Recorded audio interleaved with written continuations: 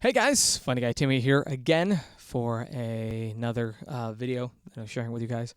I want to talk about something that I don't really normally talk about movies. I don't normally talk about movies. But there is one movie that I did want to talk about, and that is Batman v Superman.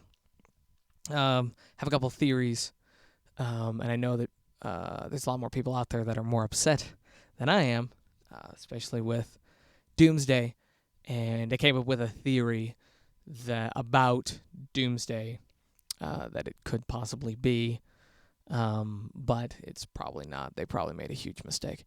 But then I also wanted to talk about Batman defeating Superman. I don't really think he's going to defeat Superman in this. We don't really see anything in the trailer.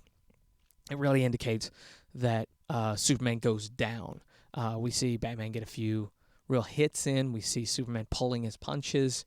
We even hear him say, if I wanted you dead, you'd be dead, kind of thing. So I don't really think that Batman is really going to defeat Superman. I think they're going to fight. I think it's going to be epic. They're both going to have some one-ups over the other moments, but no one's really going to defeat each other. And then Doomsday is going to come in for probably like the last 20 minutes. And then Wonder Woman's going to come out of nowhere and help them with Doomsday, even though Wonder Woman, I don't think really ever fought Doomsday. I don't think. I have the Doomsday Death of Superman comic thing. Is like the one that they printed that had like all of that storyline in it. It was like a graphic novel of all those together. Anyway, and that used to be one of my favorite comics growing up. Was the Batman versus the Superman versus Doomsday, and Batman's not in it either, I don't think. So there's a lot of characters that aren't really in it. There's like Blue Beetle, and Martian Manhunter, I don't think is in it. It was more like the smaller, more obscure superheroes that go up against Doomsday and then really get trashed, just get beaten to death, and then Superman has to really come in. Anyway, my theories for how Batman can go toe-to-toe with Superman. Not beat him, but can go toe-to-toe. And this has to do with the first film, the Man of Steel.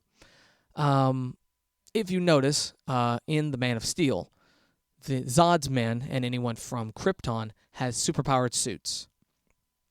You're saying, well, I thought they just had superpowers. I thought it was just No, their suits were actually advanced armored suits that actually gave them the ability to be super strong, to jump, and to fly. A couple ways we know this. Number one, the only one who's really exposed to the Earth's environment and the Earth's air and the Earth's light is Zod, and he develops superpowers slowly.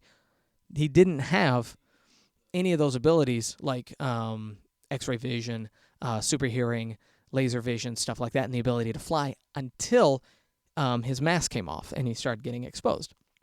The other ones are covered head to toe, but immediately when they land, they can jump amazing distances, punch through walls, go toe-to-toe with Superman, and stuff like that. So the suits actually have significance. It's fully armored. It's also another evidence that the suits actually matter and that they actually make them stronger and they actually are for combat. Is when Zod goes up against Jor-El in the beginning of the film. Jor-El, he's not wearing armor. He's just he's home basically, and Zod comes in, and then Jor-El has armor on. He puts armor on just so he can fight Zod, if I remember correctly. And then they go toe to toe, and then they fight. So meaning, if the armor didn't mean anything, and it really didn't give him any advantage, why would Jor-El have any reason to put it on? Now, the reason I bring this up is, how can Batman defeat Superman? Well, my idea is the armor that Batman is wearing in the trailer is actually a modified version of the alien armor, Zod's men's armor, that was left over after Superman defeated Zod's army. And with the help of Lex Luthor, someone who apparently has a lot of resources and intelligence in technology, armaments, weaponry, and stuff like that, and lots of money. He has a satellite, so he has resources and all that kind of stuff in space. So he has space technology, and so he would definitely be the person that the government would go to for trying to understand this technology. So my theory is that Lex Luthor is basically given, he's one of the scientists, or at least one of the brilliant people, who's basically given permission to get hands-on and really, dig deep and take apart all this technology to learn how it works. Well, when it comes time to try to defeat Superman, and he brings in Batman to help him do that, the only other real superhero that the cities understand and really respect and know, because you actually hear him say, if man won't defeat God, then the devil will do it. So the man he's talking about is Batman. So he creates a armor suit for Batman based on the technology of Zod's armor. So if that's true, then that would give Batman super strength, super jumping, endurance, and all that kind of stuff that you would see Zod and Zod's men were able to do. You don't really see too much that Batman does in the trailer as far as like what his suit is capable of, but we do see him punch Superman, and really, it looks like there's a little spit of blood. In the first movie, two of Zod's soldiers, including Zod himself, go toe-to-toe with Superman and actually beat him up really bad. The huge guy, I don't remember what his name was, but the guy was like 7 feet. Him wearing his armor throws Superman around a lot. The girl, whoever she was, they have names. I just don't care to learn them. She fights Superman and throws him through a wall and into a safe and stuff like that. So they clearly had the strength to punch Superman in the face really hard. And if Batman has that technology and he's wearing basically that suit and Superman is holding back, he's going to be able to easily draw blood. Another thing is you actually see Batman come in from down on Superman and smash him through a window. Now, of course, it's glass. I mean, it wasn't that impressive, but you actually see them land on the concrete ground and really leaves a nice dent, a nice thud. So I believe that that's also another example of what that suit that he's wearing is capable of. And these are just some theories. I believe kryptonite is going to come into play in some way, and I think Batman is probably going to decide against it. Probably, I think that's what's going to go on. And then Lex is going to be disappointed that Batman didn't kill Superman, so he's going to bring in Doomsday. I use air quotes, and I'll explain that in a second. And so that's what I think is going to go on. We saw kryptonite in the first trailer that they released. We saw a big chunk of kryptonite, so we know kryptonite is involved, but more than likely, it's probably going to be what they use to help make Doomsday, Zod, whatever. Now, here's a theory that I have. Here's a theory that could make the whole Doomsday thing a little better. This is what I think.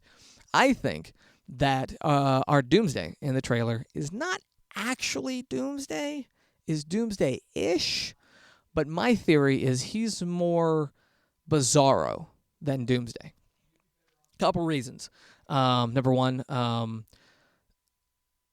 Bizarro, in most versions, is like a clone of Superman or an altered version of Zod. And it looks like Zod is used to make this Doomsday. Also, Bizarro has most of Superman's powers, including vision. Now, in some versions, they give him like the opposite, cold vision, and then heat breath or something like that. But in the old cartoons, he had exactly the same powers. Heat vision and super strength and all of that, and the ability to fly. And he just, was all just morphed and, just crippled, I don't know how to describe it. Icky looking. There you go. There's a thing you can have. So my idea is that this is actually going to be their Bizarro. There's no reason to really have an actual Bizarro in any of the films. There's no reason to really have Bizarro. Bizarro is such a weird and obscure character that having a storyline around him wouldn't really make sense. But I think that they will try to make Zod into some kind of Frankenstein thing with Superman's powers to go toe-to-toe with Superman, but then they'll take that research, that technology, and that testing, and they will make it into Doomsday later on, and then make an actual, real Doomsday with an actual story around Doomsday. That's my hope. It's not a theory, it's a hope. The Batman suit, the Batman suit is a theory, but the Doomsday thing, that's just a hope and prayer. I really hope that it's not Doomsday, just because they're Spider-Man 3ing us all over again. There's too many movies that have been doing that. Spider-Man 3ing us, it's just a nightmare. First of all, Wonder Woman should not be in the movie. Take her out. I'm okay with there being some major threat for Batman and Superman to go up against after they go, we're buds again. We're buds now. You're pretty cool.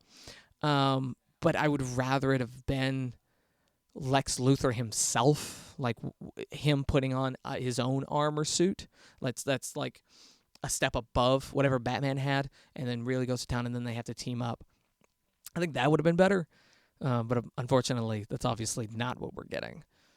Yeah, but anyway, thank you guys for watching. If you like this video and like to see me do more movie theories, let me know. Put them down in the comment section below what movie or trailers that are out there you'd like to hear me ramble on about. Basically, it's just me rambling on. There's nothing special. And thank you guys for watching, and I'll catch you later. Peace.